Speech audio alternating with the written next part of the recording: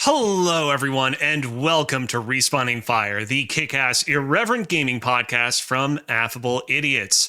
I'm one of your hosts, Alexander Kazina, aka Cozy Bear, and this is our Backlog Accomplishment with Respawn and Friends review, also known as our BARF review of Portal 2. Thank you for barfing right in the middle of me saying that. Joining me this evening, he's a real big barfer. He just couldn't hold it in, is the one and only Chad Michael Innes. Big barfer? Is that a fat joke? No, it just means that you just got a whole lot of stuff that you I'm got to a fat upchuck. barfer I genuinely wonder, everybody here has heard of the term upchuck, correct? As like a synonym for barfing? Literally don't think I've heard the word upchuck since I was like 6 years old. But yes, anyways, you have now brought that back into my memory, yes. Like, we used to call it boking in college. Boking. See, Boking? What intrigues me about upchuck is, was there a guy called Chuck that was just like a big barfer? And they're like, oh, hey, look, it's Chuck. Chuck, he's throwing up his stomach again. Hey, it's up, Chuck. You're upchucking. Like, that must... What's up, Chuck? What a terrible legacy to have. And joining me as well is the man of the hour, Adam Gumbert.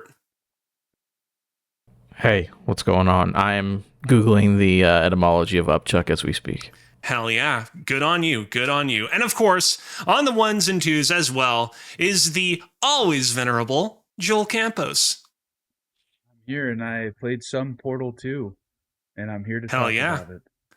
I played some Portal as well. Was it Portal 2? We will find out. Before we get into the swing of things, remember that you can catch regular episodes of the Respawning Fire podcast live on twitch.tv/ Yes? Everything okay there, Chad? So Adam Googled etymology of upchuck, and I felt the need to go to Google edamame upchuck. And I was like, none of these look like barf with edamame in it. What is going? This just looks like edamame products that you would buy at the store. And then at the bottom of the image result, it says the rest of the results might not be what you're looking for. A link that says see more anyway. I'm about to look at throw up with edamame in it, y'all.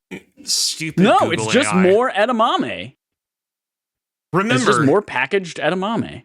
That you can catch regular episodes of the Respawning Fire podcast live on twitch.tv/ Affable Idiots every Monday evening at 8:30 p.m. EST, as well as on YouTube and podcast services the following Wednesday. But this is no regular episode. This is our BARF review for February of 2025. At the beginning of every month, we ask you to go to patreon.com/respawningfire to vote on a game for us to play throughout the month. And this past February, we asked for you to choose between 4 games that all involve cooperative play in some capacity, because February is, of course, the month of love. It contains Valentine's Day, and we figured it'd be good to spread a little bit of love amongst our listener base. The 4 games we asked for you to play between were Unravel, Portal 2, Overcooked, ! 2, and Untitled Goose Game. And the winner of the poll was Portal 2. I should note, I am the host for this episode, but Joel was the person that actually put this particular poll into action. He was the one who came up with the theming for this one and decided on the 4 games. Is there anything that you want to say, Joel, up front about this one's BARF? Yeah, so the reason I wanted to do co-op games, not only because, it was February because of Valentine's Day, but also anytime I can get my wife to play a game with me for more than like an hour, it's a huge win for me. Because, like, I love gaming. She, complete opposite, could care less about video games. Unless it's The Sims 4, she doesn't want to even consider playing it. And, like, last year, She plays Sims 4 on PC? Is she hardcore? Yeah. I mean, she has my old gaming PC now, so kind of hardcore. She always gets my 5-year-old hand-me-downs, and it's a huge upgrade for Sims.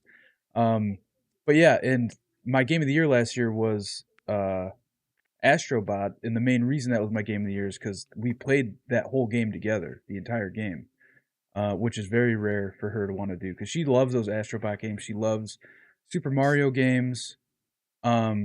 But certain ones, like, she won't just go all in on every Super Mario game that comes out. It's like, I don't know. She'll play like an hour of a game. Like, she played An Hour of Sunshine, Super Mario Sunshine, even though I know that's not a lot of people's favorite Super Mario game. And she kind of set it down, but in her head, she associated Super Mario Sunshine with the other two games on the 3D All Stars cartridge, the Super Mario 3D All Stars, and so she just has never put that back in her Nintendo Switch again because she just assumes that they're all together, even though they're 3 different games. So yeah, I just wanted to play something with my wife, and this list of games all seemed like stuff I could get her into. Hell yeah. Before I talk a little bit about Portal 2, Adam, you'll appreciate this. I'm popping open a Peach Poppers, 7% alcohol by volume. Cozy, do you know what poppers are? Yeah, that's All right, we'll talk about that in Rafter Dark. Yeah, that's a Rafter Dark topic. This is all set up for Rafter Dark. And Adam, I'm sure, knows all about poppers, which is why he called you out specifically, right, Adam? I don't think that's also interesting. Google. Yeah. Oh no, dude. Okay, no. Rafter Dark. Nobody look up what poppers are. I'm actively doing Adam it, but is going way too far down the rabbit hole. Technically, it's VHS cleaner, but is a 2011 puzzle platform game developed by Valve for originally Microsoft Windows, Mac OS, Linux, PlayStation 3, and Xbox 360. I remember back in the day, the PlayStation 3 of it all was very significant because Gabe Newell at the beginning of that console generation had some not very kind things to say about the PlayStation 3 and the whole PlayStation ecosystem. And so it was a big get when this game came to PlayStation. Much later on, it also came to the Nintendo Switch in 2022. We'll talk a little bit about that a little bit later because it irks me very much. It is, of course, a sequel to Portal, which came out in 2007. It stars characters such as Chell, who is a lab rat, a tester within the Aperture Science Research Facility, who is voiceless. It also stars the villainous GLaDOS, returning from the original Portal, who is voiced by Ellen McLean, and new characters such as the robot Wheatley, voiced by Stephen Merchant, who is a personality core who comes into conflict with Chell and GLaDOS in various ways. And, of course, last but not least, we can't forget about Cave Johnson, voiced by the venerable J.K. Simmons, who is, of course, Aperture Science's old boss from way back in the day, who exists in the form of various pre-recordings that you interact with in the second half of the game. Of course, relevant to this month's BARF, there is also the robots Atlas and Peabody, which are the two robots that you play as in the game's cooperative multiplayer mode, both of which are voiced by D. Bradley Baker. They don't really have noises. They don't really have voices. They just have like occasional little noises and grunts and robotic laughs that they emit at various points. This is a game that we have talked about a lot on this podcast in the past. It's a game that, when it came out, was critically acclaimed and has remained critically acclaimed for many, many, many years now, like close to 15 years at this point. I feel like its public perception has pretty much never diminished in all of the years of it existing. And as much as I am excited to talk about this game that I very much love, like the rest of you, I also don't know if there's necessarily a whole lot for me to say right up front that hasn't already been said. I don't know. Is there any like top level thoughts that you guys want to get out here about this game? Anything you've been burning to say? I'll start just because I've never played Portal before. Any Portal game. One or two. This is my first time playing it. Yeah, this game's pretty fun. It's really cool. I probably have a different take on it than most people who have played it because I only played the co-op. I did not play any of the single player. I am so curious about co-op and whether or not you got anything story related out of it. Yeah, like was there anything in there? No, it's a completely different game than the campaign from what I read. It's like they're different levels, all catered towards co-op, as opposed to the single player, which is, all meant for single players, a solo player. But in co-op, all the missions are revolved around working together, right? Like you have to make a portal somewhere for your partner to go, and then they have to do something on that end that allows you on the first side to do stuff. It's it can get pretty complex with like the puzzles. especially because my wife like didn't care for some of the puzzles. Like when it got to a point to where I was making a portal above and below her so that she could just fucking, you know, go, build that momentum. She like her head was about to explode. She's like, "What the fuck are we doing? What's going on here?" I was like, "I'm gonna do that, and I'm gonna make another portal, and it's gonna launch you across the map to go get this, cube that we need to unlock the door." And it just was not comprehending with her to a point to where she's like, "Here, like, can you control my guy and do this?" I'm like, "No, like, I want." I literally to was play just with thinking, you. is like, was there ever a point where she's like, "Here, you just do this one and let me know when this level's done"? You're like, "That's not how this works." Yeah, no, exactly. And like, I was very adamant, like, I want you to be controlling this, because I've said in the past, like, from what I've told you at the beginning of this episode, she loves Super Mario Brothers games. She was a huge fan of Super Mario Odyssey to a point to where I didn't even play through that game because she saw me playing it and was like, "Oh, let me try." And then I never got that game back. And then I just went on to play other things and never came back to it. But yeah, so like the whole 2-stick thing doesn't really compute in her head very well. Like a lot of people who if you had an adult who's never played a video game before, a controller, they have 2 sticks, they would instinctively use the left stick, find out that moves their character, and then they would stop and then turn around with the other stick, right? And that's kind of what she does in all these games. And I think playing Portal 2 kind of helped a bit because she was starting to get it down. Like, okay, I can move and turn. Granted, it looks rough, guys. I'm not going to lie and say that she is going to go MLG Halo 2 or anything. Her playing it is rough to watch because it's like she's moving and I'm like, "I'm over to your left," and she'll like jerk it and she's like, "I don't see you." And like she spun all the way around and is now looking right. That kind of deal. But yeah, the puzzles are a ton of fun. The co-op is awesome. I'd highly recommend playing it with somebody if you have not. There are some cool emotes that we were enjoying doing. You unlock emotes throughout the co-op levels, and yeah, they're just cool co-op centered emotes where like you're emoting together as opposed to just solo. Yeah, we did not play the whole co-op, all the levels. We played 3 out of the 5. So I think there's 5 levels, and then there's 9 like kind of levels. I guess like if you think of like Crash Bandicoot, there's like 5 worlds, and then there's 9 levels in each world, right? So we played through 3 out of the 5, and I believe that there's only 5, but yeah, we played through 3 of them. We enjoyed it. Played for like 3 hours, 3-ish hours, because we played through what was essentially the tutorial for co-op, and we thought that was a world, but it was not. But it was pretty long. Yeah, I don't know. I think that we'll probably go back and finish the other 2 because at the end, like I was enjoying it and she was enjoying it as well, which is honestly it's hard to do. With my wife, getting her to play games and actually enjoy it is pretty difficult. And when I launched this game, I was like, "Hey, we have to play this game for the podcast." And she's like, "Yeah, but why do I have to play this game for the podcast?" I was like, "Because it's like one of the best games of all time according to like, every website, and it's co-op, it's a puzzle game. The only hard part you're going to have is controlling 2 sticks at the same time like we're playing Halo in a way." But yeah, she got it down. Like this game, I think is a great intro for somebody who doesn't know how to play first-person shooters or anything, because this isn't really a shooter, right? It's an exploring game in first person, more or less. It's a first-person puzzle game, and so it doesn't require like, any like fast movements or anything.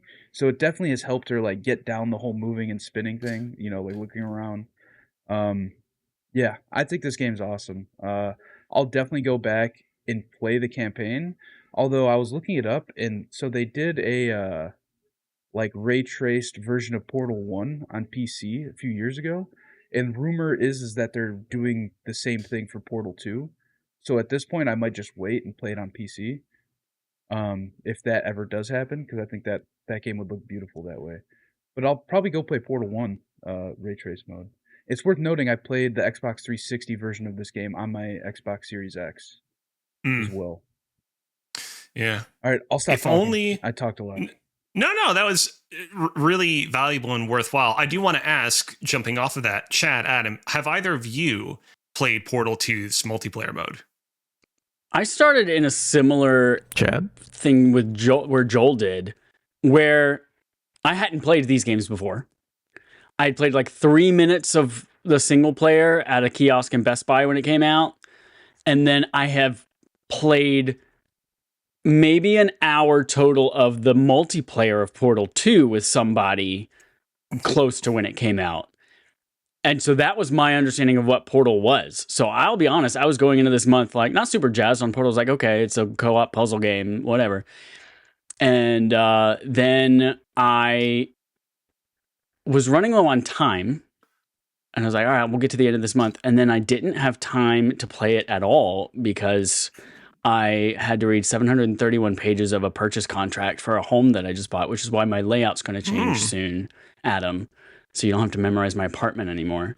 So yeah, I've been doing the home buying process for the last week, which has taken up so much more time than I thought it would. And so yesterday I watched a condensed recap of Portal 1 and realized, holy shit, this is really good story and dialogue, and it's hysterical, and it's like the characters and the what's going on was so good, and I was like, I can't wait to watch Portal 2. And so I watched Portal 2 and I was like, holy shit, there's so much to this game that's not just puzzles. I thought it was just co-op puzzles the entire time, and if you didn't have a partner to play co-op with, then you just did them with an AI bot. But no, this game actually has really interesting lore and characters and narrative to it, and it's like, holy shit. I've never played or cared about anything in the Half-Life universe, but now I really want a Half-Life remake, and I want to go back and I want to play these games now, and I want to play everything that's ever been invented around Half-Life and Portal and all of that kind of shit right now, because it was just so freaking interesting. And now I get why people really like those games. I did not play it myself, but this is one of the very few BARF games where I'm like, I didn't play it, but I'm actually going to go back and play it afterwards. And I know all the story now, but it's just holy shit, the writing is so good in this thing. I do want to say that even though there was no story in the co-op, the humor is it's top tier. I don't know the names of any of the characters, but the kind of robot lady voice that's talking to you kind of when you start and end a level. Yeah. Emily. What? No, it's GLaDOS. It's GLaDOS. I was going to say those are two very different names. So yeah, when Emily GLaDOS is talking to us, she's talking mad shit the whole time, very snarky, witty comments about what we had just done. And my wife hates this bitch. My wife at every level, she's like, why you say that? I just fucking killed that level. But yeah, very funny game, very funny. Cool. Adam, what about you? I forgot what the question was. Have you played Portal 2's multiplayer mode? No, I have not played the multiplayer mode. I have played the single player mode. So I did an opposite of Chad, where I've actually beaten the single player, but I had to watch the co-op because I don't have anyone to play co-op with, even though I own the game. And yeah, I would like to play the co-op one day. I really want to play the DLC for the co-op peer review because that looks pretty interesting on top of what I already watched of the normal co-op. But just Portal 2. Is that only on Steam? I don't know. I couldn't tell you that. That's the fan-made maps, right? Which one? Peer review. Peer review, I believe, is an official DLC from Valve. Okay. Yeah, I was so it might looking be on the online, 360 version. And there's a bunch of co-op maps that were fan-made that you have to get on Steam. I don't think you could play it on Xbox. Yeah, as far as I'm aware, the only the official Portal 2 maps from Valve there was the Portal 2 Sixth Sense Motion Pack DLC. I don't know if any of you guys remember this. These were the DLC packs for Portal 2 specifically for the PlayStation 3 that allowed you to play the game using the Move controller for the PlayStation 3. I've never played any of these levels or seen any of them online. The other one is Pure Review, which Pure Review is an actual proper expansion that actually features new story content after the events of the main game's DLC multiplayer mode. I've not played that one either, but that is probably something I should check out at some point.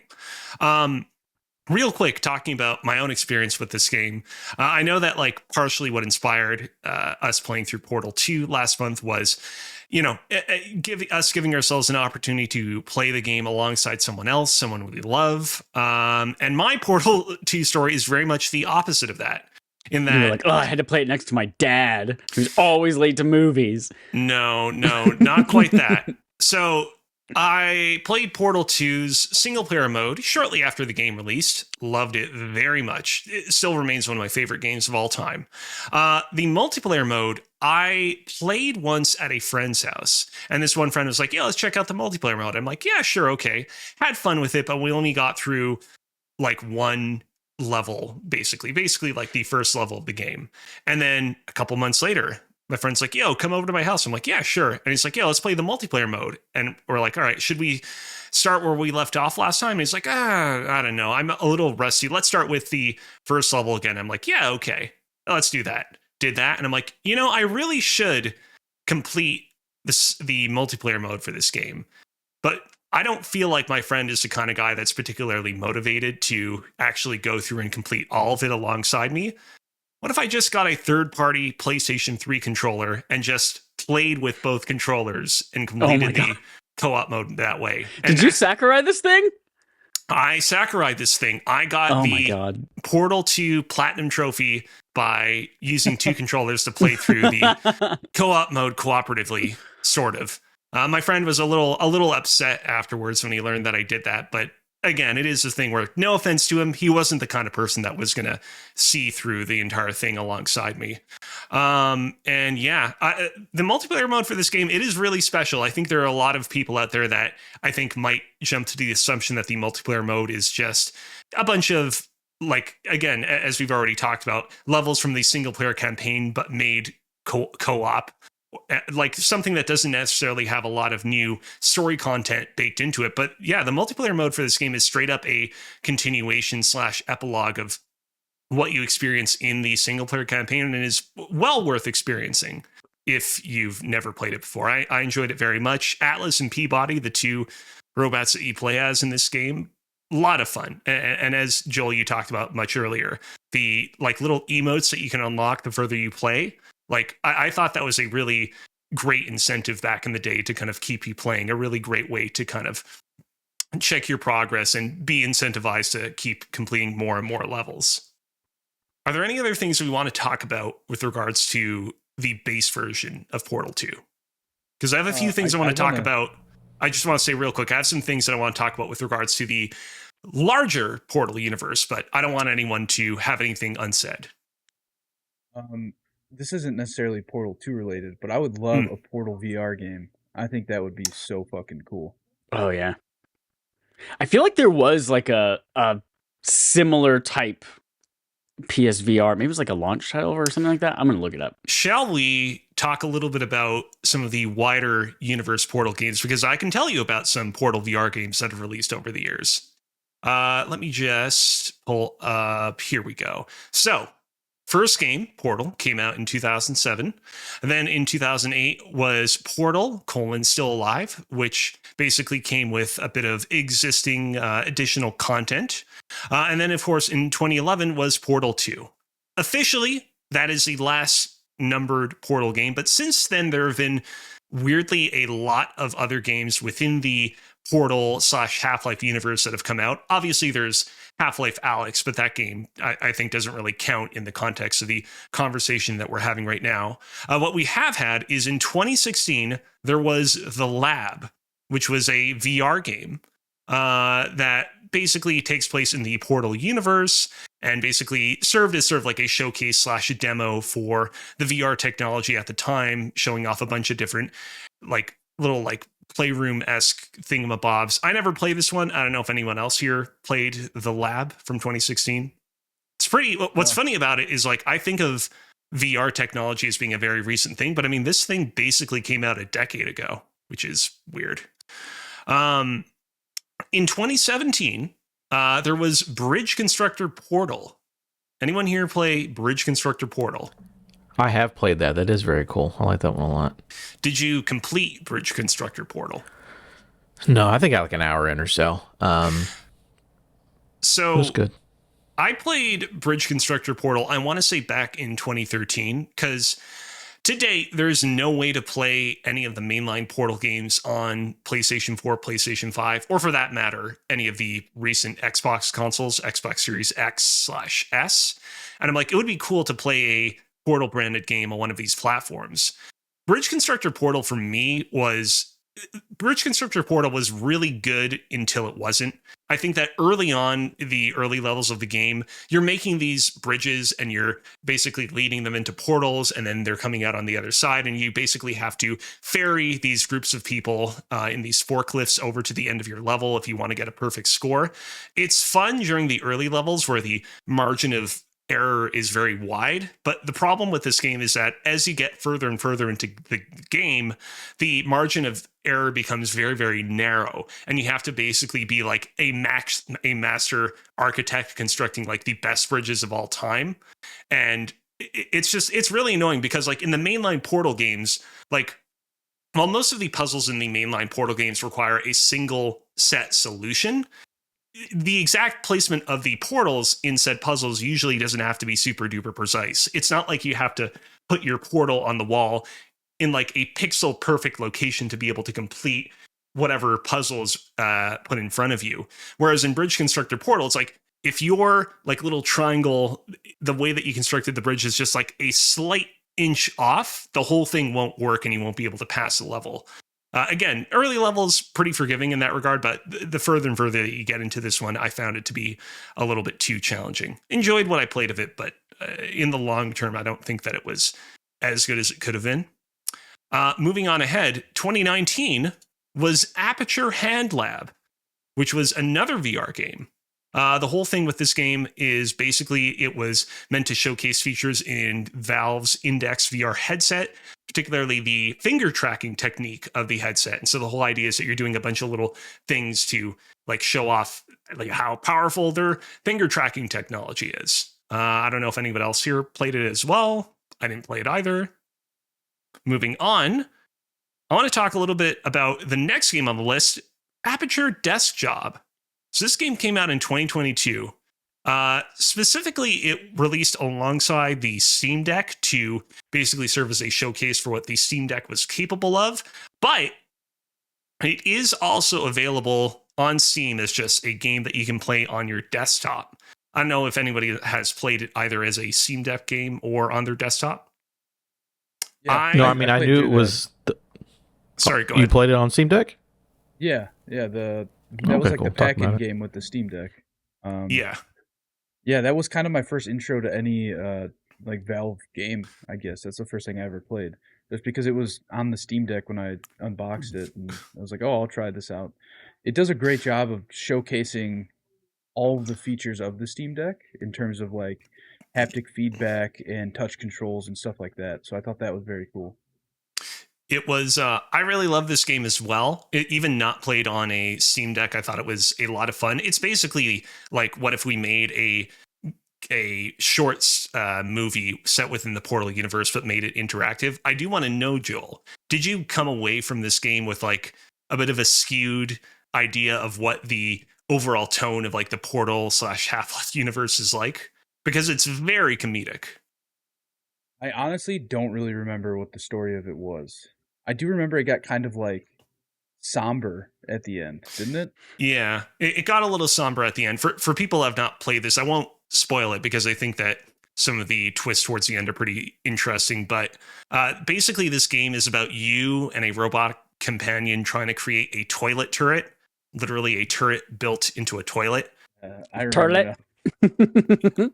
Yeah, after playing through it, I enjoy this one a lot, but I did come away from it being like, so how canon is this actually? Because I can see them writing it off and being like, yeah, that one was fun, but it wasn't really canon. But yeah, definitely go check out Aperture Desk Job if you've not done so.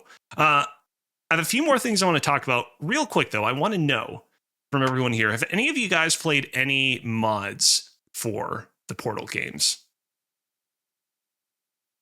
Nope. Trying to think. I don't think, because I mostly played them on console. I now own them all on PC, but I don't think I've gone in and added any mods to it. Because I played Portal 2 this time on PC, but I didn't. I just did the base launcher. I didn't mess with it at all. So, going into this particular BARF, I wasn't particularly incentivized to play through Portal 2's single player campaign again because I've already played it and I know what to expect from it. And so I figured, why not check out some mods for this game, see what they have to offer. And I ended up checking out 2 mods. There's Portal Stories Mel and there's Portal Revolution. Portal Stories Mel is a mod that came out back in 2015. Got a lot of acclaim back in the day. A lot of people really had a lot of love for it. The production values on Portal Stories Mel are like super duper high for like a mod that came out back in 2015. You basically are playing as this new character called Mel in an adventure that kind of takes place concurrent to the events of the Portal games. You initially start out in the 1950s and then it jumps you to modern day, and you're going around the facility, creating portals, solving puzzles, interacting with new personality cores. This game is really challenging, however. This is Portal Stories Mel definitely expects that you've already beaten the base version of Portal 2 and wants something even harder than what was present in Portal 2. And I found it pretty tough to progress through it and ended up stopping halfway through. Other thing I don't love about Portal Stories Mel is during the first half of the game, which takes place in the 1950s, there are a lot of voice recordings from Cave Johnson throughout the game, as there was in the base version of Portal 2, except they didn't get J.K. Simmons to do the Cave Johnson voice. Instead, they got a sound-alike to do his voice lines. And man, the sound-alike, he tries his absolute best, but playing through it, it's like, man, this is not the voice that I know and love from the base game, and it's pretty distracting early on. Eventually, once that's you a tough assignment. Sound like the most recognizable voice in voice acting. Yeah, exactly. Right? like they should have probably just figured out a way to not use his voice, not have him be an integral part of the plot early on. Whoops, and Chad is gone, or maybe he's not. We'll see. No, and yeah, that was not so great. Eventually you're paired up with a new personality core who's not Wheatley or any of the other personality cores you remember from the base game, but I didn't find his dialogue, his voice acting especially great either. Overall, I think if you're someone who really is up for a challenge, Portal Stories Mel is pretty impressive and I'd say worthwhile, but do keep in mind that it's going to knock you on your feet when you play it. Knock you on your feet. That actually isn't doing anything. Knock you on your ass. You were laying down and then just like, boom, I'm awake, I'm standing up. Yeah. The other game, Portal Revolution, is honestly where it's at. Portal Revolution was really, really great. This is a mod that takes place between the events of Portal 1 and 2. Came out just a few years ago, so it's a very, very new mod. The quality of the voice acting, the writing in this one is, I'd say, much better than in Portal Stories Mel. It pairs you up with some pretty new and interesting personality cores. And the puzzles in this mod ramp up in a much more satisfying manner. It did something that is kind of surprising, which is that it actually starts you out with a portal gun that can only shoot one type of portal. So you can only shoot the blue portal, and the orange portal will automatically be assigned to you when you enter into each puzzle room in the game, which initially is like, wow, it's kind of surprising that it's starting me off on this basic of a level. But ultimately, in the long run, it ends up being the right call because the difficulty eventually really does ramp up in Portal Revolution, but it feels a lot better, a lot softer because the game kind of starts you off on a much more easy playing field. Still some difficult moments that I had to rely on guides for, and I do think that there are definitely some missed story opportunities here. If you don't want to hear any spoilers about Portal Revolution, a mod for Portal 2 that released a couple of days ago, you might want to cover your ears, but I'll just say real quick. They introduced this interesting dynamic where there are these two different personality cores, and it's revealed that one of the personality cores was basically the brain scan of a scientist who worked at Aperture many years ago, and the other core was a vacuum cleaner invented by the scientist that then eventually gained a personality. And they reveal this relatively late into the mod, and when they did the reveal, I was like, that's kind of an interesting dynamic. There's something interesting to be explored here, like the creator and the created both existing on equal playing field and interacting with each other, but it comes in a little bit too late, and they don't quite do enough there. So a little bit of missed opportunity in that regard, but overall, I really enjoyed Portal Revolution, and I if anybody out there is like, man, I could really go for Portal 3. Portal Revolution isn't quite Portal 3. I wouldn't go that high in terms of heaping praise onto it, but it is a very, very satisfying time that I think is well worth playing through. And that is that. anything else that we wanted to talk about with regards to Portal 2? Anything other that we didn't cover over the course of the hour or so that we've been doing this? I'll just reiterate, Chad. Great writing. Fucking hilarious. It makes me want to play Half-Life. Like Chad said, I've never played Half-Life. I kind of want to play it. I mean, in the condensed story thing that I was watching, it was like 20 minutes long, and they showed some Half-Life footage in there to explain some of the backstory. And that game looks rough. It looks rough nowadays. So I don't know if I would be able to play it, but there's a fan mod remake of it, I believe. That's what Black Mesa. Mike just played. Black Mesa, yeah. There you go. Yeah, because the science facility in the Half-Life universe is called Black Mesa. The idea is Black Mesa, Aperture Science, these two warring companies that are constantly nipping at each other's heels trying to invent the better invention. And it's their follies that basically kick off the events of this whole universe.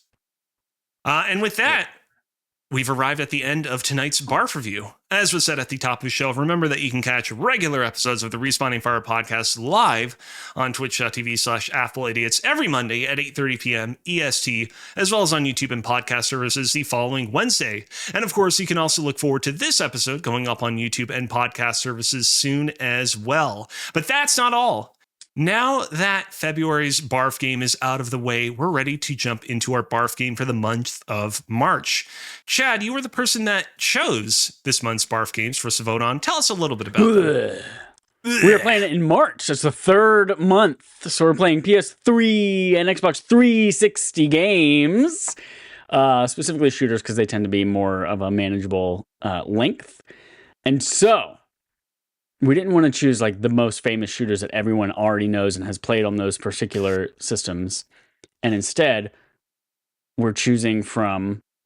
Hold on, I'm stalling so I can find the list there. We're choosing from Army of Two, which is another, like, you could play this with your wife, Joel, if she feels like she completely now understands dual stick, first-person shooters. You can now play Army of Two. So that's an option. Yeah. Fun fact about Army of Two, real quick. Fun fact about Army of Two. The two characters in that game called Army and Two. It's a non-violent first-person game. But I'll tell you what, you're not going to guess which one's which. Ooh. Yeah. The truth will blow your mind. The next one is Fear. I played the demo of Army of Two back in the day on the 360, and that shit was awesome. And I was like, I got to play this. Never did. I don't know whether I have played Army of Two all the way through, or maybe I played a sequel, or maybe I played part of it, or none of it. But I feel like I have played Army of Two with somebody in college and had a good time, but I don't remember anything about it. Anyway, that's out there. Fear, which is I guess it's a scary game because it's called Fear, but it also has like that ring-looking girl on it. My brother played a lot of it. I actually never played it. Crysis, Crysis, is out there. That's on the list, which is like forever was the benchmark of how you test graphics on PCs and stuff like that.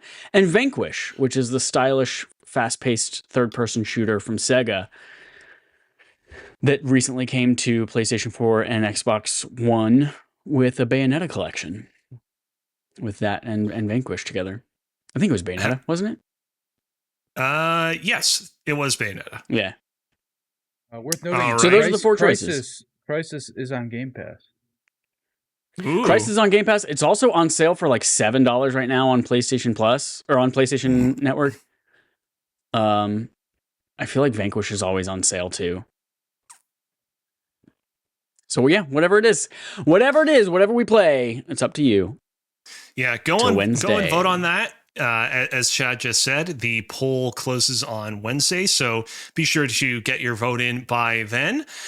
And with that, we'd like to thank you for tuning in once again to Respawning Fire. I'm Alexander Kazina. This has been Joel, Chad, and Adam, and we will see you next time.